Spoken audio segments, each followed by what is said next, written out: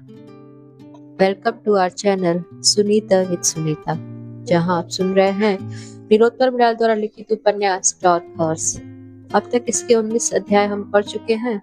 चलते हैं अगले अध्याय, डार्क हॉर्स, चैप्टर 20।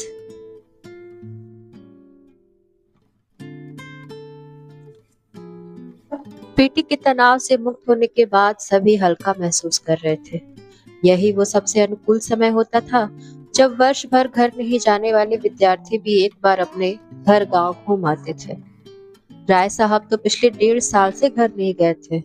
माँ ने कई बार पर्व त्योहार पर 4 दिन के लिए आने को कहा था, पर पढ़ाई का दबाव था, सो गए नहीं। इसलिए इस बार जाने की सोच रहे थे। इधर जावेद की माँ बहुत बीमार थी। उसने सोचा एक बार मिलकर आ जाऊं। गुरु के लिए तो घर छूट ही गया था समझो। और संतोष ने सोचा कि रिजल्ट देख लो तब जाऊंगा। राय साहब की जावेद से बात हुई तो दोनों ने साथ ही में टिकट ले लिया। राय साहब को यूं तो गाजीपुर जाना था, पर इलाहाबाद विश्वविद्यालय संबंधी कुछ काम भी था, सो इलाहाबाद तक जावेद के साथ ही चलते। फिर आगे जावेद ने पटना का टिकट लिया था, जहां से वह बस से छपरा जाता और अपने गांव महादेवपुर। तय दिन दोनों नई दिल्ली रेलवे स्टेशन पर पहुंचे। सिविल का विद्यार्थी जब यात्रा करता हो तो उसकी यात्रा में नियम कानून का पालन किसी अन्य वर्ग के यात्री से ज्यादा होता था। स्टेशन पर गाड़ी किस प्लेटफॉर्म पर आएगी, यह पूछने के लिए राय साहब पूछताछ काउंटर वाली लंबी कतार में खड़े हो गए। सामने बड़े बोर्डों में ट्रेन के नाम के साथ उनकी जानकारी प्रदर्शित हो रही थी, पर राय साहब ने पिछले महीने ही रेलवे कुव्यवस्था पर एक लंबा आलेख जनसंख्या अखबार में पढ़ा था, जिसमें यह भी लिखा था कि रेलवे द्वारा बोर्डों पर अक्सर लिखी जानकारियां सही प्रदर्शित नहीं होती। यही सोचकर राय साहब सीधे पूछने की खातिर लाइन में लग गए, जबकि दूसरे कुली से पूछकर रेल के समय और प्लेटफॉर्म का अपडेट लेकर वहां पहुंच जा रहे थे। आधे घंटे में जब पूछने का नंबर आया तो बताने वाले ने कहा, सामने बोर्ड में देख लो, अपडेट कर दिया है। तब तक भीड़ ने पीछे से ढकेलकर साइड कर दिया। राय साहब तो बैग लिए बोर्ड देखने लगे, पर साथ में खड़े जावेद ने उनकी इस बुद्धिमत्ता पर सर पकड़ लिया। चलिए, कभी कभार ऐसा होता है राय साहब, चलिए लाइन का मजा तो लिए। जावेद ने राय साहब के झेपने पर उनको संभालते हुए कहा, नहीं बताइए, सीधे बोर्ड देखने को कह दिया, फिर पूछताछ काउंटर का औचित्य ही क्या? क्या जंगल राज है यहाँ? अरे जब हम लोग को ऐसा जवाब मिलता है तो बताइए आम आदमी का क्या होता होगा? राय साहब ने सवाल खड़े करते हुए कहा।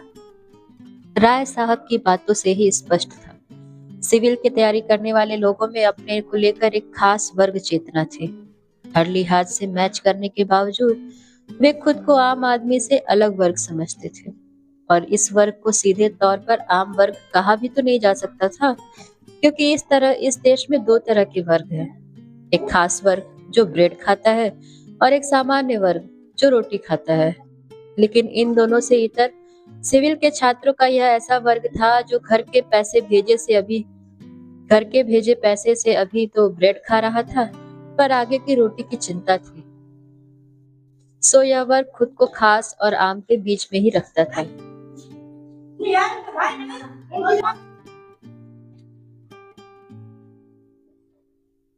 यह एक ऐसा वर्ग है जो अभी तो आम है, पर 3 स्टेज की परीक्षा के बाद उसमें खास हो सकने की संभावना थी। राय साहब और जावेद अपने डिब्बे में अपनी सीट पर जा बैठे थे। ट्रेन समय पर चल पड़ी। जैसा कि अक्सर ट्रेन में होता है, संग बैठे यात्रियों से एक दूसरे का परिचय शुरू हुआ। जैसे ही इन दोनों ने बताया कि वे आईएएस की तैयारी करते हैं, सामने आराम से पैर फैलाकर बैठा एक यात्री झट से पैर समेट अदब से बैठ गया। सामने ही बैठे एक बुजुर्ग ने तुरंत अपना चश्मा निकाला और दोनों को खूब गौर से देखने लगा। बगल में एक औरत जिसका बच्चा चिप्स के लिए रो रहा था, उसने उसका मुंह दबा के चुप करा दिया और इन दोनों को देखने लगी। यही तो वो बात थी जो हर फील्ड, हर उम्र के पढ़े लिखे युवाओं को एक बार आईएएस की तैयारी के लिए आकर्षित करती थी। आईएएस की तैयारी करना पर इस समाज के लिए भारी भरकम स्टेटस था। मतलब कि किसी देश के पढ़े लिखे युवा के लिए बेरोजगार रहते हुए भी एक रुतबे, सम्मान और संभावनाओं के साथ जीने का यह भारत में एकमात्र एक और अधिकतम फलदायी क्षेत्र था। यहाँ तैयारी के नाम पर कोई भी सम्मान पूर्वक अपने 7-8 साल निकाल सकता था। ट्रेन हो या बस, ऑफिस हो या सड़क, दुकान हो या चौराहा, हर जगह आईएएस की तैयारी करने वालों के प्रति एक श्रद्धा और सम्मान का भाव आपको आसानी से देखने को मिल सकता था। फ्री फोकट में बिना कुछ किए इतनी बेमतलब की इज्जत और कुछ करके नहीं मिल सकती थी। राय साहब और जावेद का वहां का माहौल एकदम टाइट हो गया था। अपनी देश विदेश की भारी भरकम जानकारी वाली बातों से उन्होंने स्लीपर क्लास के स्टैंडर्ड को फर्स्ट क्लास एसी लेवल तक पहुंचा दिया था। हर कोई आईएएस की तैयारी, लगने वाले समय, मेहनत और नौकरी मिलने के बाद की सुविधा के बारे में पूछ रहा था। सामने वाले बुजुर्ग ने अपने पोते के लिए तैयारी कैसे कराएं की सलाह मांगी। बगल का एक आदमी तो कुछ पूछने का साहस ही जुटा रहा था। अभी एक ने आईएएस के वेतन के बारे में पूछा। राय साहब ने तो 100 कदम आगे जाकर यह भी बताया कि एक जिले के जिलाधिकारी के रूप में उनकी क्या क्या कार्य योजना है। यही सब चलते चलते इलाहाबाद आने वाला था। राय साहब बैग उठाकर जाने को हुए और रास्ते भर चुप रहे एक व्यक्ति ने पूरी हिम्मत जुटाकर कहा, भाई साहब अपना नंबर तो देते जाइए, कल अगर कहीं डीएम बन गए तो हमें याद रखना। इसमें कौन सी बात है भाई, आप बेहिचक फोन कर लेना या सीधे ऑफिस आ जाना, मैं पहचान लूंगा। वैसे आप नंबर ले लीजिए। राय साहब ने जन कल्याण को समर्पित एक जमीन से जुड़े अधिकारी की तरह कहा। फिर जावेद उठकर राय साहब से गले मिला। बाकी लोग इस तरह के स्लीपर क्लास में तो भविष्य के आईएएस को गले मिलता देख रोमांचित हो रहे थे। एक आदमी ने झट मोबाइल निकालकर तस्वीर खींच ली और वहीं के वहीं उसको अपना वॉलपेपर बना लिया। अब इस ट्रेन स्टेशन पर लग चुकी थी। राय साहब दौड़कर बाहर कूदे और ट्रेन पटना के लिए आगे बढ़ गई। इलाहाबाद में काम निपटा दूसरे दिन राय साहब जिला गाजीपुर गांव धरपटिया अपने घर पहुंच चुके थे। पूरे 1.5 साल बाद। इतने दिनों में उनके व्यक्तित्व में काफी परिवर्तन आ गया था। मूछें खुद साफ करा दी थी और सिर के बाल खुद ब खुद साफ होने की हालत में थे। पेट निकल गया था, आंखें पाताल में घुसी जा रही थी। गांव के बस स्टॉप पर उतरकर जब घर की ओर बढ़े तो रास्ते के कई लोगों ने उन्हें पहचाना ही नहीं। अब बस घर के लिए पगडंडी पकड़ने वाले थे कि सामने से श्याम सुंदर मिश्रा मिल गए। ओहो, अरे कृपा शंकर बेटा। जी, मिश्रा जी ने कहा। हाँ चाचा प्रणाम, कैसे हैं, क्या चल रहा है? राय साहब ने पांव छूने के बाद कहा, अरे बेटा हमरा तो वही तो ट्रैक्टर चल रहा है, खेती पानी सब ठीक है, आपन बताओ। अच्छा, कब पूरा होगा वो तुम्हारा कोर्स आईएएस वाला, और कितना दिन बेटा? गांव में उतरते ही पहले यक्ष प्रश्न ने सामना हो गया था राय साहब का। हाँ चाचा, बस अब की होना ही है, लगे हैं बस यह साल और, राय साहब कहते हुए निकल गए। घर पहुंच दरवाजे पर ही पिताजी खड़े थे। प्रणाम किया। खुश रहो, आ गए? ये मोछ वोछ काहे मुड़ा दिए जी? का दशा बनाए हो जबरदस्ती जवान बनने के फेर में, पिताजी ने अपने अंदाज में कहा। और तभी आवाज सुन माँ दौड़ती हुई बाहर आ गई। ओह, आप भी गजब आदमी हैं। 1.5 बरस पर लड़का घर आया है और दुआरे पर प्रवचन शुरू कर दिए। तनी भी नहीं बुझाता आपको? माँ ने एकदम चुप करा दिया पिताजी को। अरे तो हम कौन खराब बोले, देखो ना एकदम चेहरा सूख गया है, ऊपर से मूछ हटा दिया तो औरों खराब लग रहा है। सो बोलो, जाओ कुछ बढ़िया से बनाओ और खिलाओ इसको। आखिर पिता का मन अपनी गलती समझ गया था। बेटे के प्रति पिता के कठोर व्यवहार के आवरण को माँ के खीरे के छिलके की तरह उतार देती है और शायद पिता इसके लिए तैयार भी रहता है। राय साहब के पिता जगदानंद राय जी भी कुछ ही मिनट में धाराशाही हो ही गए और पिता का कोमल हृदय खुलकर आ ही गया।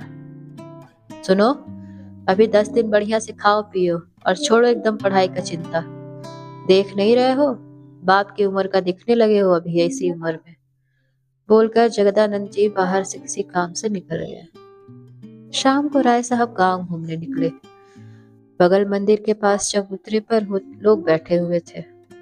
शाम को यहाँ बड़े बुजुर्ग उठते बैठते, देश दुनिया की चर्चा करते। राय साहब भी वहीं सबसे मिलने पहुंच गए।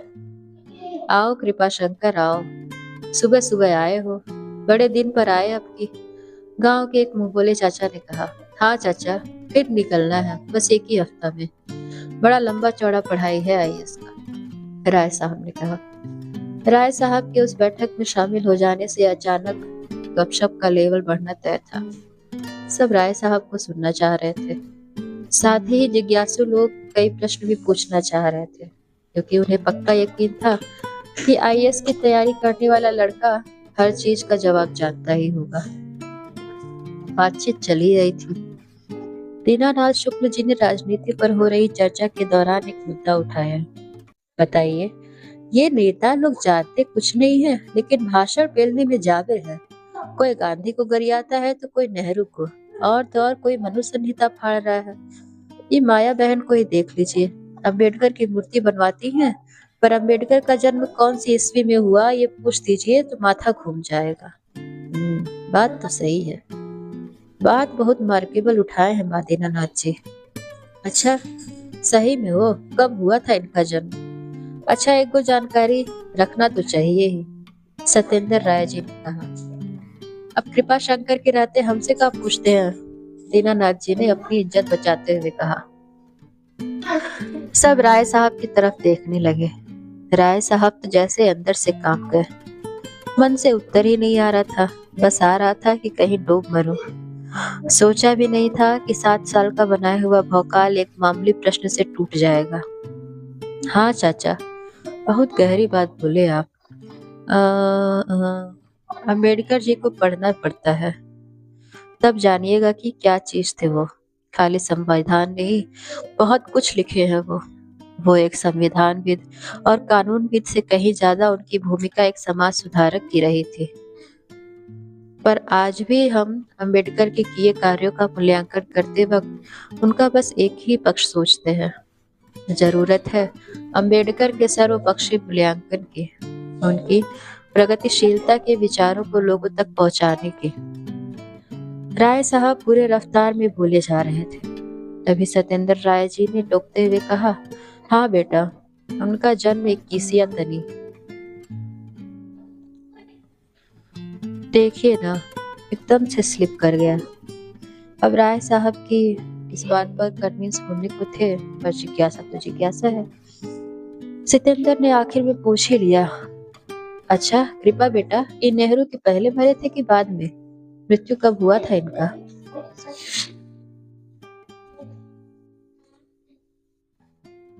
आपको बताएं सचिंदर चाचा कि एक एक आदमी के काम और योगदान पर इतना इतना पढ़ना पड़ता है ना आईएएस में, कि उनके जन्म मरण का ध्यान ही नहीं रहता हम लोगों को।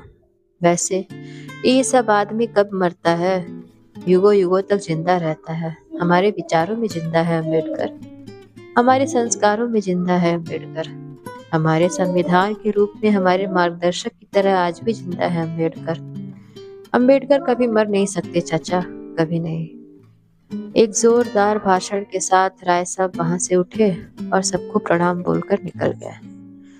वहां से चलने के बाद राय साहब मन ही मन सोच रहे थे, आज तो जरूर यहाँ के बैठे हर आदमी के घर पे उन्हीं की चर्चा होनी है।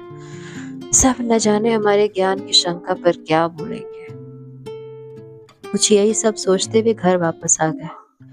उनको नहीं पता था कि अब उनके घर पर भी यही चर्चा होने वाली है। 3 घंटे बीत गए। रात में पिताजी घर आए। आते ही सबसे पहले बेटे से खाने के बारे में पूछा। असल में वे नहीं चाहते थे कि सब कुछ होने के बाद बेटा रात को भूखा सोए। माँ ने बताया, हाँ खा लिया है। तब आज मंदिर वाले चबूतरे पर मजलिस में गए थे कृपा? जगदानंद बाबू ने पूछा। हाँ, थोड़ा मिल आए सबसे, राय साहब ने सब समझते हुए धीरे से कहा। मिलने गए थे कि सब कुछ माटी में मिलाने गए थे? अरे 7 साल से नाक ही तो कटवा रहे हो, अब क्या आज जरूरी था हमारा गर्दन कटवाने का? क्या कह रहे हैं लोग? सुनो जाके, आईएएस की तैयारी करता है दिल्ली में और अम्बेडकर का जन्म और मृत्यु तिथि नहीं जानता है। जगदानंद बाबू ने चिल्लाकर कहा। अरे क्या हुआ? आप तो एकदम सुबह से पगलाए हैं। काहे कर रहे हैं इसके साथ? चुप रहिए आप। माँ ने फिर ढाल बनते हुए कहा। चुप रहिए आप, बोलने दीजिए हमको। अरे ये क्या पढ़ रहा है? क्या हो रहा है? बाप बनने का उम्र हो गया है और अभी तक बाप का सहारा नहीं छूटा है इनका। ये आईएएस का पढ़ाई करता है। ठीक है, नौकरी भाग्य का भी चीज है, लेकिन जानकारी तो होना चाहिए ना वो लेवल का। इसको अम्बेडकर के जन्म का तिथि नहीं पता है, बोलिए।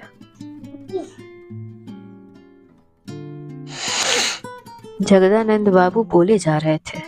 अच्छा, भगवान ने था अम्बेडकर की, उनकी तिथि का नहीं पता है तो बड़का भारी जुल्म हो गया। इतना चीज पढ़ता है, एक को बात याद नहीं रहा तो क्या हो गया? माँ बोली। जाके देखिए ना क्या हो गया। सिपाही भर्ती वाला को भी ये सब पता होता है और ये एसपी बनेंगे साले। दीनानाथ कह रहा था कि हम सब लोग हंस रहे थे। जगदानंद रुपया लुटा रहा है इनका बेटा। जगदानंद बाबू ने पहले से थोड़े धीमे स्वर में कहा। बाप रे, आप भी वो घर उजाड़न दीनानाथवा की बात में लगे हैं। उसका अपना बेटा का किया? थाना में सिपाही है, दारू पीता है, 10 तरह के कुकर्म करता है। हमारा बेटा कुछ भी करे न करे, कम से कम कोनो गलत आदत तो नहीं है ना, कोनो कुछ खाता पीता तो है नहीं। संस्कार रहिएगा तो कहिएगा कुछ कर ही लेगा। आपके हड़बड़ाने से थोड़े जान दे दे कोई। माँ ने पिताजी को कम, खुद को ज्यादा दिलासे दिलाते हुए कहा। राय साहब बस खटिया पर सिर बोते हुए बैठे थे। वे बस इस सुनामी के गुजर जाने का इंतजार कर रहे थे।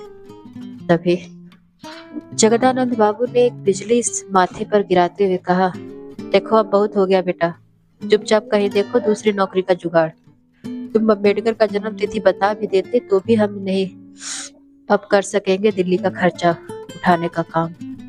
हमारा हालत अब नहीं है वहां के रख पढ़ाने का। उसमें भी तुम पढ़े क्या? ये तो पूरा गांव जान ही गया। और ये आखिरी साल है, अपना देख लो तुम। कहकर जगदानंद बाबू सोने चले गए।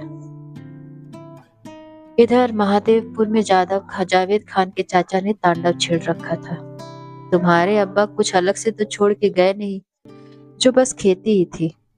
अब हम जितना कर सकते थे किया। तुम्हारे खेत भी संभाले, उपज भी देखी, और जितना बन पाया तुम्हारी अम्मी के हाथ दे दिया। अब जो भी खेत बचा है या तो बेच दो या तो खुद आकर संभालो, हमसे अब नहीं हो पाएगा।